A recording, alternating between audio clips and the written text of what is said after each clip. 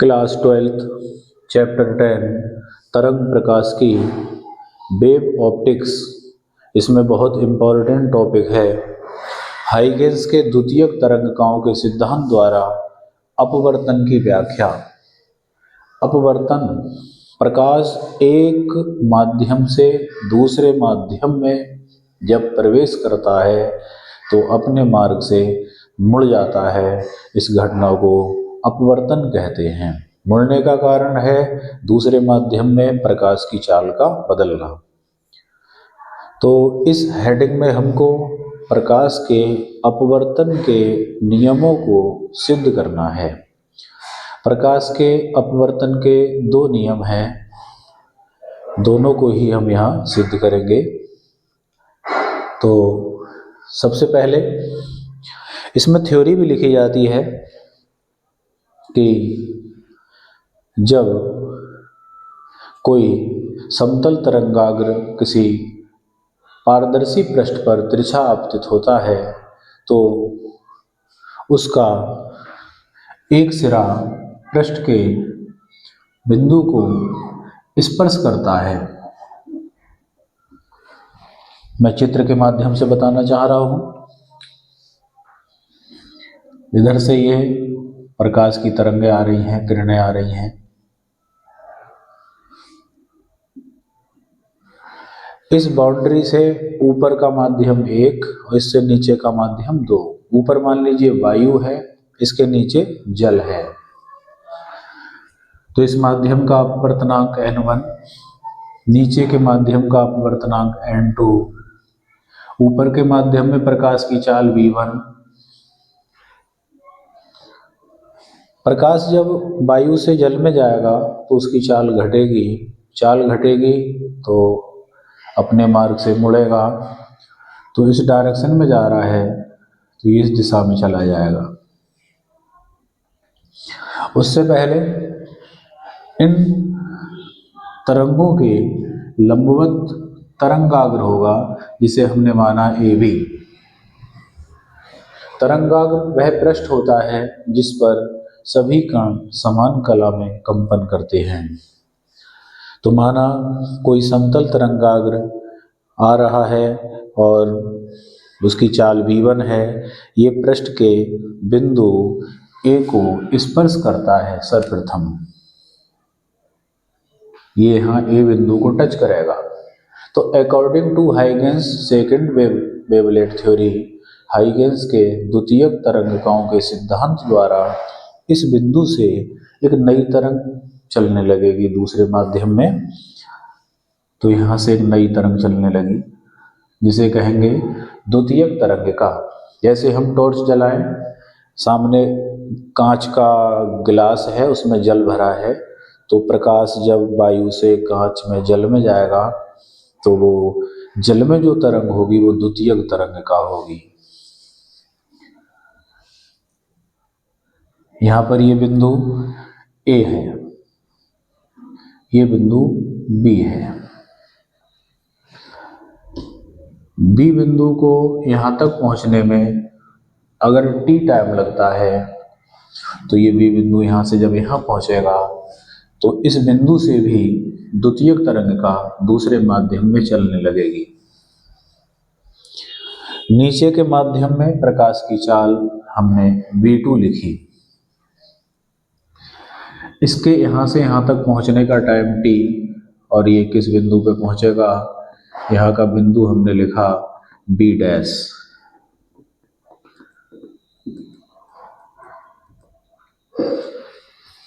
जितनी देर में ये बिंदु यहाँ पहुँचेगा उतनी देर में यहाँ से चलने वाली तरंग यहाँ कहीं आ चुकी होगी। ये बिंदु हमने लिखा b' और इसे मान सकते हैं a'। कोई फर्क नहीं पड़ता, किसी बिंदु को कुछ मान लो। इस बिंदु को इससे हमने मिला दिया। तो जो ब्लैक कलर से मैंने दो दिखाए हैं, एक ये दोनों ही तरंगाग्र हैं। ये तरंगों के लंबवत बनाए गए हैं। ये है आपतित तरंगाग्र, ये है अपवर्तित तरंगाग्र, incident wave front, refracted wave front. इसका ये एंगल आई और इसका एंगल आर। आपतन कोण, इंसिडेंट एंगल, रिफ्रैक्टेड एंगल, अपवर्तन कोण। इन बिंदुओं पर, पॉइंट्स पर हमने परपेंडिकुलर ड्रॉ कर दिए। तो इस बिंदु पर अभिलंबीय हो गया, इस बिंदु पर अभिलंबीय हो गया। ये कोण अगर आई है तो ये कोण आई के बराबर होगा, ये आर है तो ये कोण आर के बराबर होगा। इस प्रकार डायग्राम कंप्लीट होता है। अब हम क्या करेंगे, यहाँ दो समकोण त्रिभुज बन रहे हैं। पहला समकोण त्रिभुज ए बी ए डैश, दूसरा समकोण त्रिभुज A B dash A dash.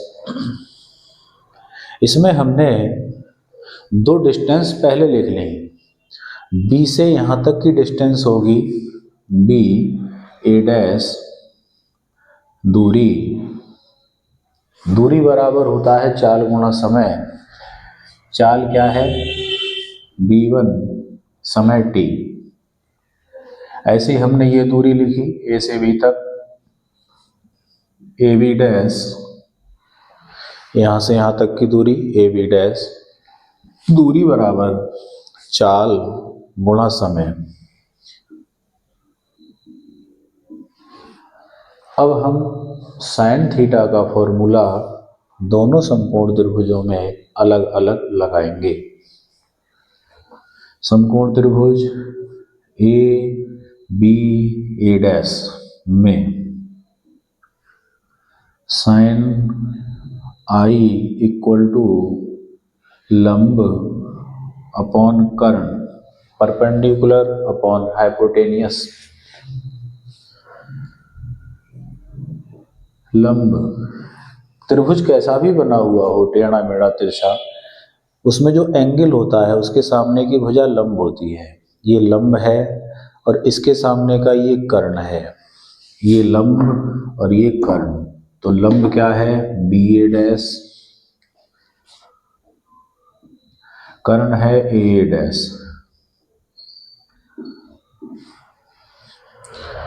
अब त्रिभुज, नीचे वाले त्रिभुज में A B dash A dash में sine R equal to, sine R लिखेंगे तो ये लंब और ये कर्ण, लंब बी ए डैश,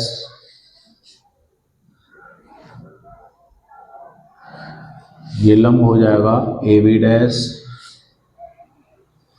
और कर्ण हो जाएगा ए डैश।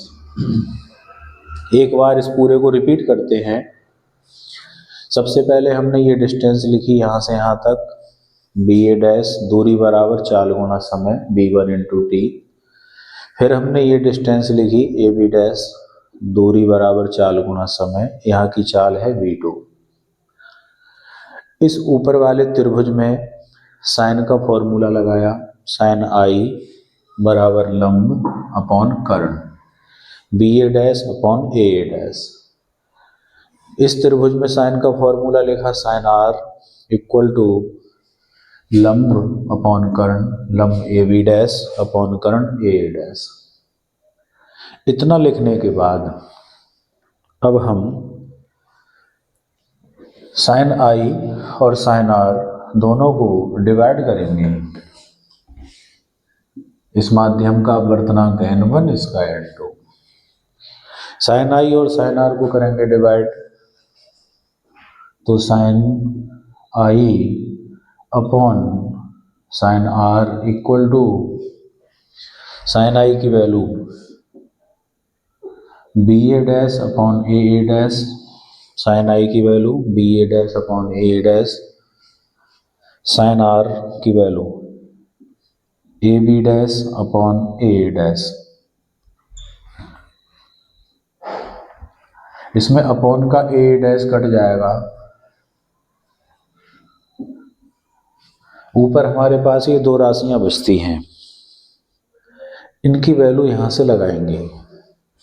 बी ए डैश की वैल्यू, इसकी वैल्यू ये है B1 into T upon A B dash की वैल्यू ये है B2 इंटू टी, टी से टी कैंसिल, तो sine I upon sine R, sine I upon sine R equal to B1 upon B2 equal to constant, या लिख सकते हैं sine I upon sine R equal to B1 upon B2 equal to constant की जगह N2 upon N1 equal to constant. तो ये जो formula आया, इतने को मैं छोड़ दूं तो ये स्नेल का नियम भी कहलाता है और अपवर्तन का नियम भी है एक। तो हाइगेंस ने जब अपवर्तन को एक्सप्लेन किया तो इन्होंने एडवांस प्रूव कर दिया। स्नेल के नियम में तो केवल ये सिद्ध होता था कि sine I upon sine R बराबर N2 अपॉन N1, लेकिन हाइगेंस के द्वारा ये भी सिद्ध हो गया कि N2 अपॉन N1 इक्वल होता है V1 अपॉन V2। तो इतने संबंध से हम, इस रिलेशन से हम विभिन्न माध्यमों में प्रकाश की चाल ज्ञात किया करेंगे। ये हमारे लिए लाभदायक होगा। तो ये स्नेल का नियम है। ये अपवर्तन का प्रथम नियम सिद्ध हुआ। अब नियम बचा एक दूसरा, वो क्या है? वो थ्योरेटिकल बाय डायग्राम है। चित्र से स्पष्ट है कि आपतित तरंगाग्र जो ब्लैक कलर का है, ये चित्र इधर से किसी ने टॉर्च जलाई है, यहाँ जल भरा हुआ है, तो टॉर्च जलाने पे प्रकाश जल में अंदर मुड़ जाएगा। हम पानी में अंदर आधा पैन डूबे हैं तो डूबे हुआ पैन का भाग तिरछा दिखता है, कारण है प्रकाश का अपने मार्ग से मुड़ना अर्थात अपवर्तन होना। तो चित्र से स्पष्ट है कि आपतित तरंगाग्र और अपवर्तित तरंगाग्र एक ही तल में है। एक ही तल का मतलब बोर्ड में ही बनाए गए हैं, ऐसा नहीं ये तल यहाँ है और दूसरा यहाँ बनाया गया हो। तो जब तरंगाग्र एक ही तल में है, जो तरंगे होती हैं वो इसके लंबवत चलती हैं, तो वो भी एक ही तल में होंगी। तो it is clear from this figure, इस चित्र से स्पष्ट है कि आपतित किरण, अपवर्तित किरण और अभिलंब जो रेड कलर से है, तीनों एक ही तल में है। ये अपवर्तन का प्रथम नियम है। तो इस प्रकार हमारी ये व्याख्या सिद्ध हो जाती है। और ये जो रिलेशन बना यहाँ से फॉर्मूला बनाएगा जिससे हम किसी माध्यम का अपवर्तनांक ज्ञात किया करेंगे, और किसी माध्यम, दो माध्यम होंगे तो उनमें अलग अलग चालों का अनुपात ज्ञात किया करेंगे। देखते हैं नोट डाल के।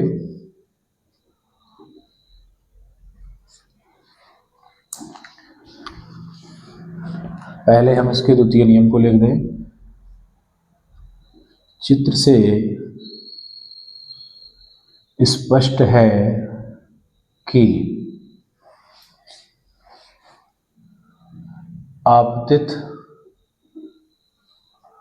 तरंग कौमा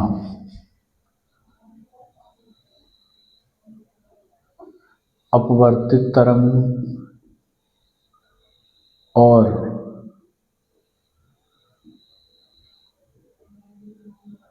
आपतन बिंदु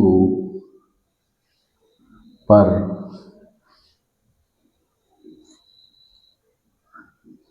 अभिलंब एक ही तल में है। ये स्पष्ट है। इसका मतलब है कि यहाँ अगर कोई कांच का टुकड़ा रखा हो तो प्रकाश की किरण ऐसे गिरेगी तो इसी के समांतर जाएगी। अगर प्रकाश की किरण ऐसे गिरेगी तो समांतर ही निकलेगी। ऐसा नहीं होगा कि प्रकाश की किरण यहाँ गिरी उधर को चली गई तो तल बदल जाएगा, ऐसा नहीं होता है। तो ये अपवर्तन का द्वितीय नियम है। ये हमारा व्याख्या कंप्लीट होती है।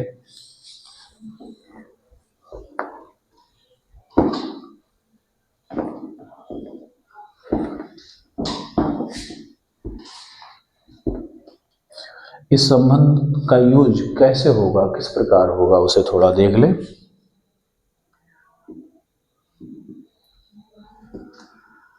V1 upon V2 equal to N2 upon N1। यदि प्रथम माध्यम वायु हो तथा द्वितीय माध्यम जल हो तो वायु का जो अपवर्तनांक होता है, रिफ्रैक्टिव इंडेक्स होता है, वो होता है 1। तो वायु के लिए N1 की वैल्यू 1 लेंगे हम। और वायु में प्रकाश की जो चाल होती है वो होती है c। निर्वात और वायु में लाइट की स्पीड को लिखा करते हैं c। तो ये दोनों वैल्यू हम इसमें पुट कर रहे हैं। पहले माध्यम को हमने मान लिया वायु और दूसरे माध्यम को हमने मान लिया जल।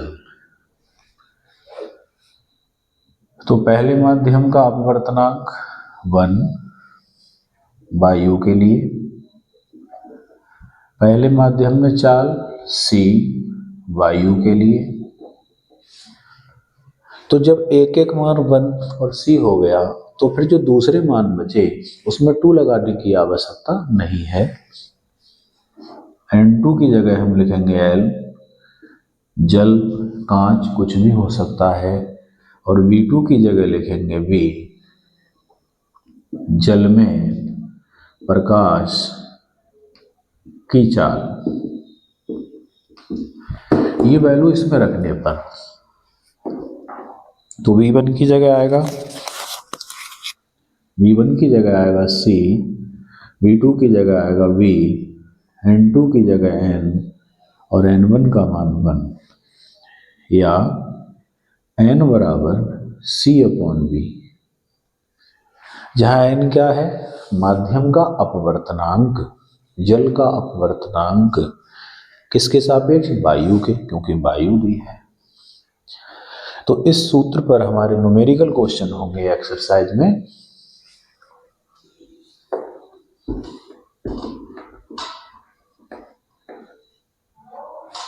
तो न्यूमेरिकल अपवर्तनांक और चाल से संबंधित इस सूत्र पर भी होंगे और इस पर भी होंगे। और यहाँ से अपवर्तनांक को डिफाइन भी किया गया है, परिभाषित भी किया गया है। कैसे किया गया है?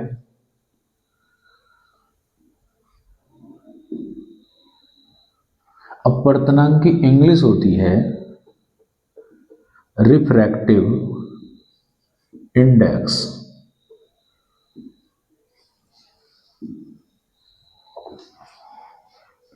डेफिनेशन सुने क्या होती है, कैसे करके देंगे। वायु या निर्वात में प्रकाश की चाल। ऊपर जो C है वो है वायु या निर्वात में प्रकाश की चाल। मैक्सिमम स्पीड होती है, इससे मैक्सिमम स्पीड और किसी की नहीं होती। वायु में प्रकाश की चाल और किसी माध्यम में प्रकाश की चाल के अनुपात को माध्यम का अपवर्तनांक कहते हैं। माध्यम जितना कठोर होगा वो प्रकाश की चाल को उतना ही कम करेगा और उसका अपवर्तनांक उतना ही ज़्यादा होगा। तो जितना कठोर माध्यम होगा, सघन माध्यम होगा, उसका अपवर्तनांक उतना ही अधिक होगा, जिसकी डेंसिटी अधिक होगी। तो वायु से सघन कौन है? जल। जल का अपवर्तनांक अधिक है। जल से सघन कौन है? कांच। कांच का अपवर्तनांक जल से अधिक है। और कांच से सघन है, कांच से कठोर है हीरा, डायमंड, तो कांच से अधिक अपवर्तनांक हीरे का होता है। परिभाषा क्या होगी? निर्वात या वायु में प्रकाश की चाल ब्रैकेट में C तथा किसी अन्य माध्यम पारदर्शी होना चाहिए जिसमें पार निकल जाए प्रकाश,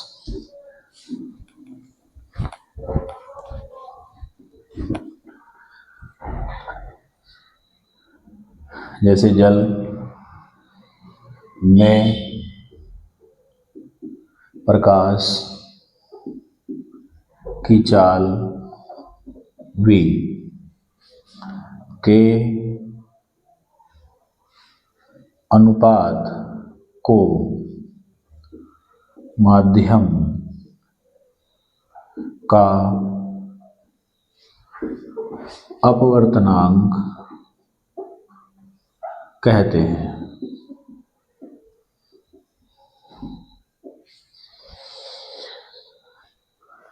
ये n से रिप्रेजेंट करते हैं, कुछ बुक्स में म्यू से रिप्रेजेंट किया है, तो म्यू या n इससे इसको प्रदर्शित करते हैं।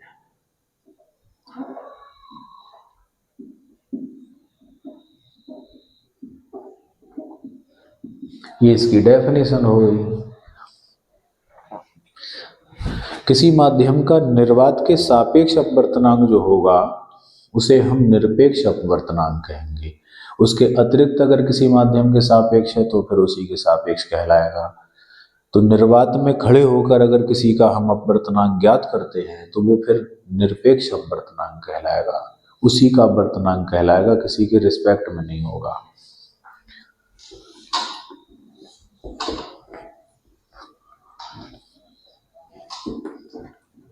कुछ माध्यमों के अपवर्तनांक वायु के लिए सामान्यतः n की वैल्यू बन लेते हैं, जल के लिए 1.33 या 4/3, कांच के लिए सामान्यतः 3/2 या 1.5,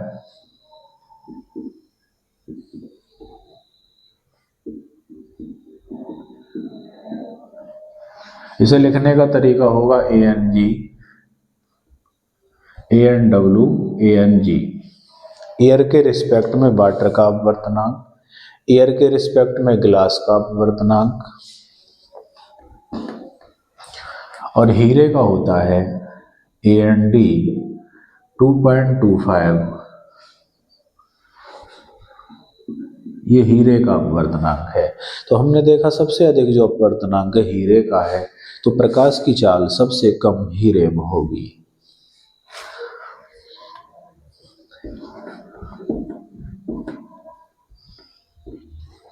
अब हम जो दो रिलेशन है हमारे पास उन पर बेस्ड दो एग्जाम्पल देखते हैं। एक है n=C/V और एक ये फॉर्मूला है। तो इस पर एग्जाम्पल देखते हैं। मैं लिखता हूं क्वेश्चन 1। कांच में प्रकाश की चाल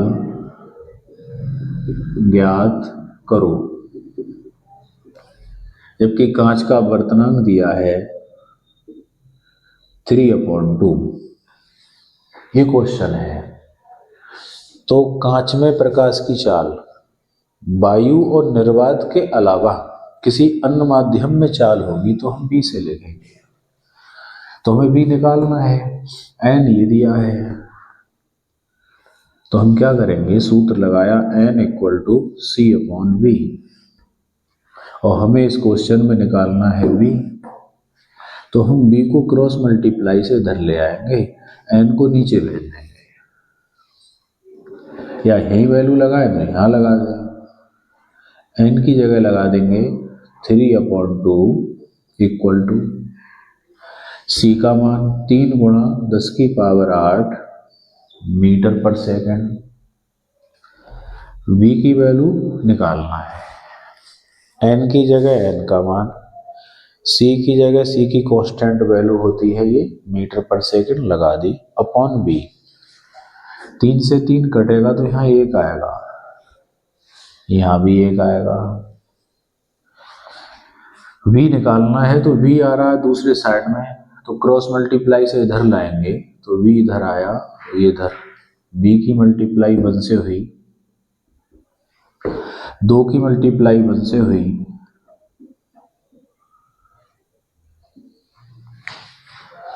और ये आंसर हो जाएगा। तो हमारी प्रश्नावली में इस तरह के क्वेश्चन भी हैं। निर्वात में वायु में प्रकाश की चाल लगभग 3 लाख किलोमीटर पर सेकंड होती है, जबकि जल कांच में प्रकाश की चाल 2 लाख किलोमीटर पर सेकंड रह जाएगी। इसे किलोमीटर में अगर हम लिखेंगे तो 10 की पावर 5 रहती है यहाँ, और 10 की पावर 5 का मतलब लाख होता है, 1 लाख।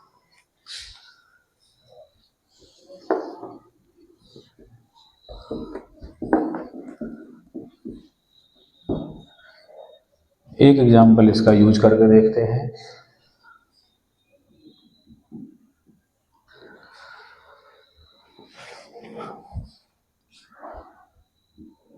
जल जल लिखा है, जल के आगे जल का अपवर्तनांक लिखा है 4/3, तथा कांच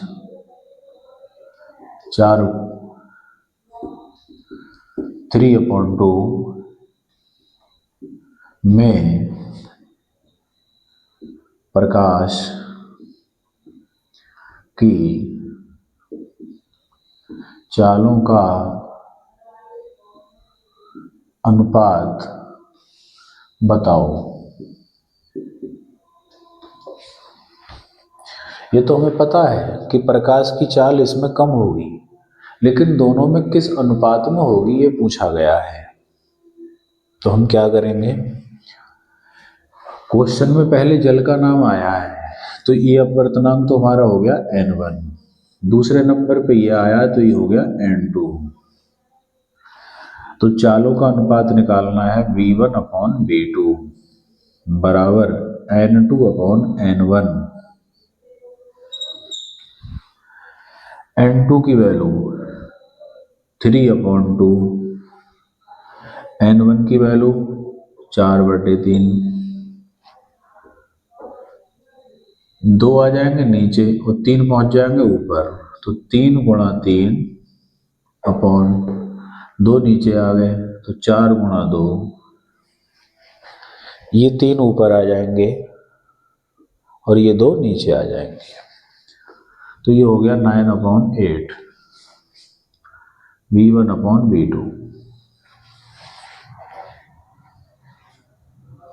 तो इस प्रकार जल और कांच में प्रकाश की चालों का जो अनुपात होगा वो 9/8 होगा। तो इस तरह से हमने हाइगेंस के द्वितीयक तरंगिकाओं के सिद्धांत से अपवर्तन की व्याख्या की, और उसके साथ में हमने 2 एग्जाम्पल ये जोड़ दिए हैं जो सूत्रों पर आधारित थे। बाकी कार्य हम नेक्स्ट वीडियो में करेंगे। धन्यवाद।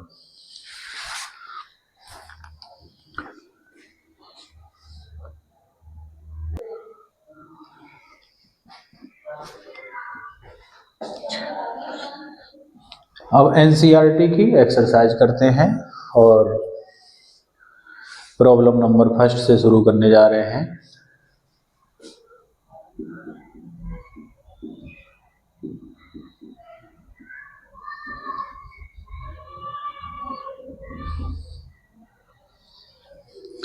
पहले मैं प्रॉब्लम पढ़ के सुनाऊंगा, फिर उसे सॉल्व करेंगे। इसमें लिखा है 589 नैनोमीटर तरंग दैर्घ्य का एक वर्णी प्रकाश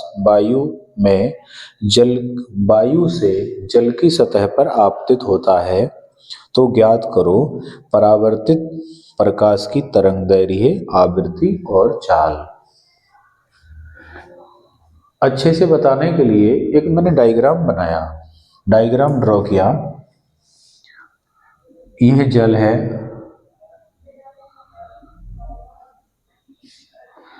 और इस पर कोई प्रकाश की किरण गिरती है, मतलब आपतित होती है और ये रिफ्लेक्ट हो जाती है इस प्रकार से। तो गिरने वाले प्रकाश की किरण को कहेंगे इंसिडेंट रे, आपतित किरण, और ये परावर्तित किरण जो रिफ्लेक्शन हो रहा है। ऊपर का माध्यम वायु है, ये क्या है? वायु। तो वायु में प्रकाश की चाल क्या लिखते हैं? सी। इसकी भी चाल वही होगी, उसकी भी चाल वही होगी। चाल तब बदलेगी जब प्रकाश एक माध्यम से दूसरे में आएगा, पहली बात। इसकी तरंग दैर्घ्य क्या दी है? लैम्डा, और वो है 589 नैनोमीटर, ये दिया है। तो पार्ट ए में पूछा है परावर्तित किरण की तरंगदैर्घ्य, आवृत्ति और चाल।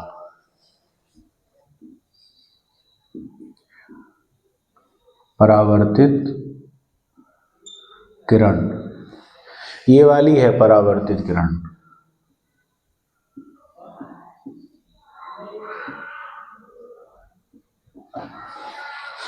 लाइट का लगभग 15% भाग तो रिफ्लेक्ट होगा और 85% प्रकाश जल में अंदर जाएगा।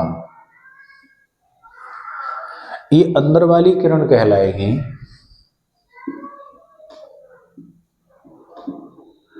अपवर्तित किरण। यहां सीखने की बात यह है कि इस किरण की और इस किरण के सभी वैल्यू बराबर होंगी, लेकिन ये जो अंदर जल में गई है इसकी चाल भी घट जाएगी, वो हो जाएगी v।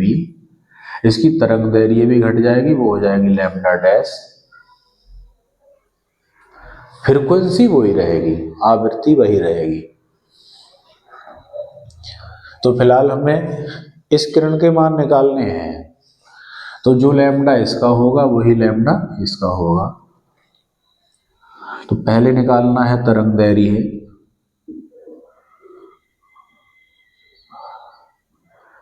लैम्डा, तो वही हो जाएगा 589 नैनोमीटर, आंसर। परावर्तित किरण ये है, इसके सभी मान वही होंगे जो इसके हैं, इसलिए इसका लैम्डा इस लैम्डा के बराबर होगा, आंसर होगा। फिर पूछा है आवृत्ति, फ्रीक्वेंसी। आवृत्ति एफ से लिख लें या न्यू से भी लिख लेते हैं, सी अपॉन लैम्डा। सी प्रकाश की चाल, 3 इंटू 10⁸ लैम्डा 589 इंटू नैनो में होते हैं 10⁻⁹। 9 पावर ऊपर जाएगी तो प्लस की हो गई, 9 और 8 17। 17 पावर को मैंने 14 अलग लिखा और 10⁻³ अलग लिखा, वो 10⁻³ इसमें 3 जीरो डाल दिए। या ऐसे नहीं समझ पाए तो 9 पावर यहाँ आके ऐड होके होगी 17, और 589 से 3 को डिवाइड करेंगे, 3 को करेंगे भाग, तो पॉइंट जाएगा 0, 0 जाएगा 0, फिर 0, फिर 0। इसे 600 की फिगर मानकर 6 का टेबल पढ़ें तो 5 बार जाएंगे। 5 नेम 45, 5 अट्ठे 40 और 4 44, 5 पंजे 25 और 4 29, बचेंगे 55। 0 स्वयं उतरेगा क्योंकि पॉइंट लगा हुआ है, यहाँ फिर 0 और फिर 0, फिर 6 नेम 54, लगभग 9 बार जाएंगे, तो 0.00509 ये आएगा, इतना आया।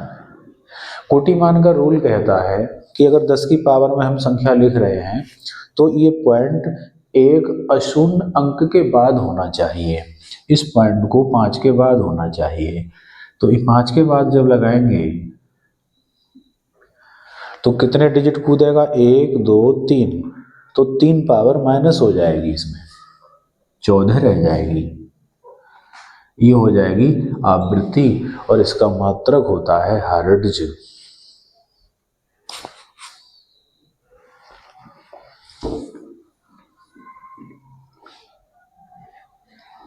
एक आंसर ये हुआ।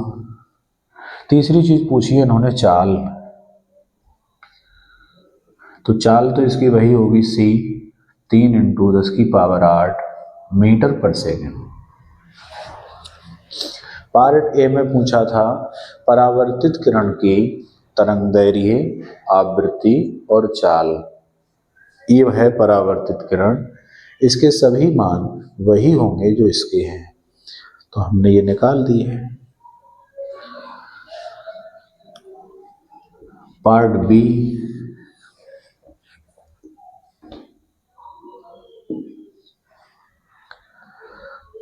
पार्ट बी में पूछा है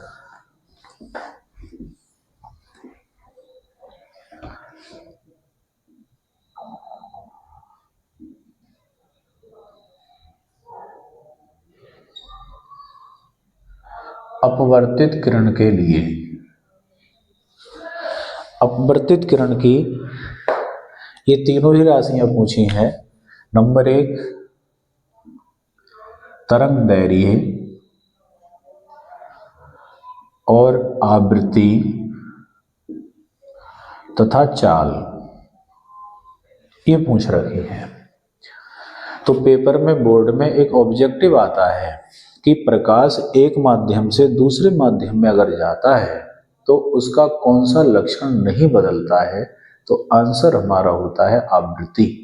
फ्रीक्वेंसी नहीं चेंज होती, तो फ्रीक्वेंसी तो वही रहेगी। तो सबसे पहला आंसर तो हमारा एक तो यही हो गया। अब ये जो वैल्यू निकल रही है इसकी निकल रही है, तो जल में जाने पर किरण की चाल भी घटेगी, तरंगदैर्घ्य भी घटेगी, आवृत्ति वही रहेगी। तो कैसे निकालेंगे वो देखो।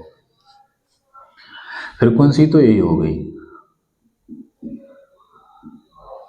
10⁴। तरंगदैर्घ्य लिखेंगे, वेवलेंथ जब लिखेंगे तो λ/n ये कर देंगे, लैम्ब्डा को n से भाग कर देंगे। चाल लिखेंगे, जल में चाल, तो c को n से भाग कर देंगे।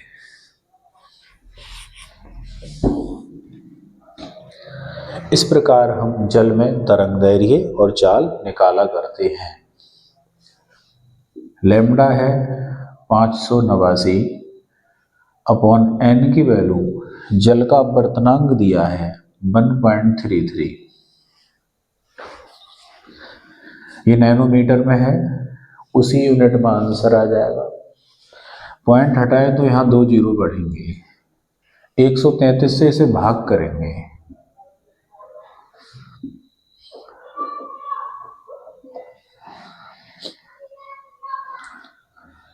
एक 130 मानकर 13 का टेबल पढ़ेंगे, इससे ज्यादा ना हो जाए। 13 चौक 52, 4 बार गए, 4 तियां 12, 4 तियां 12 और 1 13, 4 एकम 4 और 1 5, 9 में से 2 गए 7, 8 में से 3 गए 5, कुछ नहीं, जीरो उतार लिया। फिर 4 बार, फिर से 532, 8 और 6 में से 3 गए 3, फिर जीरो उतारा, 2 बार, 6 6 2, 4 और 7 में से 6 गया 1 और 1, पॉइंट 0, 13, 8 बार जा सकते हैं, तो ये डिवाइड आएगा 442.8 नैनोमीटर। तो जो अपवर्तित किरण है ये वाली, इसकी तरंग दैर्घ्य 442.8 नैनोमीटर होगी, जो 589 से घट गई, कम हो गई, क्योंकि इसकी चाल कम हो गई। जिस तरीके से हम सड़क पे जा रहे हो फिर पानी में जाने लगे, पानी में जाने पे हमारी चाल कम हो जाती है। आवृत्ति वही होगी जो हमने निकाल रखी है, जो इसकी फ्रीक्वेंसी है वही इसकी होगी, वही इसकी होगी। चाल निकालेंगे किसी माध्यम में, तो c को n से भाग करेंगे। c है वायु में प्रकाश की चाल, 3 गुणा 10 की पावर 8, n की वैल्यू 1.33, ये पॉइंट हटाएंगे तो 2 जीरो,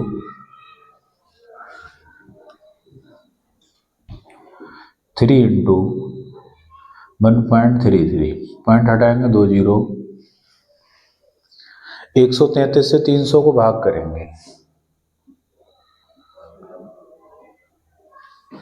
2 बार गए 266, 4 3, पॉइंट लगा 0,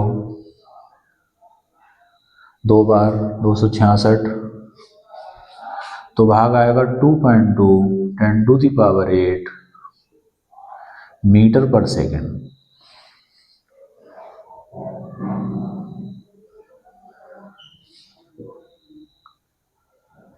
तो इस प्रकार हमने अपवर्तित किरण, इस किरण की तरंग दैर्घ्य वेवलेंथ निकाली, इसकी चाल ये निकाली, और फ्रीक्वेंसी इसकी वही होगी जो इसकी फ्रीक्वेंसी है। तो ये हमारा पहला न्यूमेरिकल सॉल्व होता है।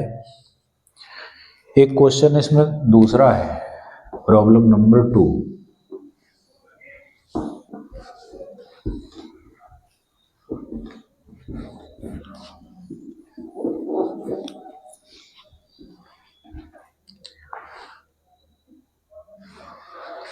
इसमें 3 पार्ट है। क्वेश्चन लिखा है, निम्नलिखित दशाओं में प्रत्येक तरंगाग्र की आकृति क्या है। तरंगाग्र के टाइप बताने हैं कि कौन कौन से हैं। तो तीनों के पार्ट दिए हैं A B C. A part है, किसी बिंदु स्रोत से अपसरित प्रकाश। बिंदु स्रोत का मतलब कोई बल्ब है, उससे निकलने वाला प्रकाश। तो बल्ब से निकलने वाला प्रकाश इस प्रकार होगा, तो उसका तरंगाग्र होगा गोलीय। गोलीय तरंगाग्र, spherical wave front. B part, उत्तल लेंस से निर्गत प्रकाश जिसके फोकस बिंदु पर कोई बल्ब रखा हो। अगर लेंस के फोकस पर कोई बल्ब रखा है तो उस बल्ब से चलने वाली प्रकाश की किरणें लेंस से निकलने के बाद समांतर हो जाएंगी। समांतर हो जाएंगी तो तरंगाग्र समतल हो जाएगा। तो लेंस के फोकस पर अगर बल्ब चल रहा है तो तरंगाग्र किस प्रकार का होगा, समतल।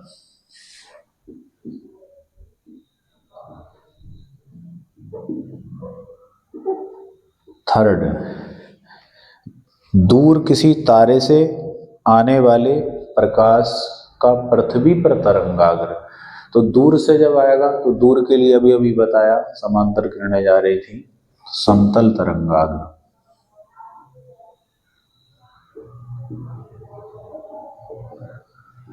इनका सार संक्षेप समरी ये है कि अगर कोई बल्ब जल रहा है तो उसके पास में होगा तरंगाग्र गोलीय, और बल्ब से या तारे से दूर तरंगाग्र होगा समतल। इस तरह से याद रखेंगे, ये इसके आंसर हुए। तो ये 2 न्यूमेरिकल क्वेश्चन हमने किए हैं और बाकी कार्य हम नेक्स्ट वीडियो में करेंगे। धन्यवाद।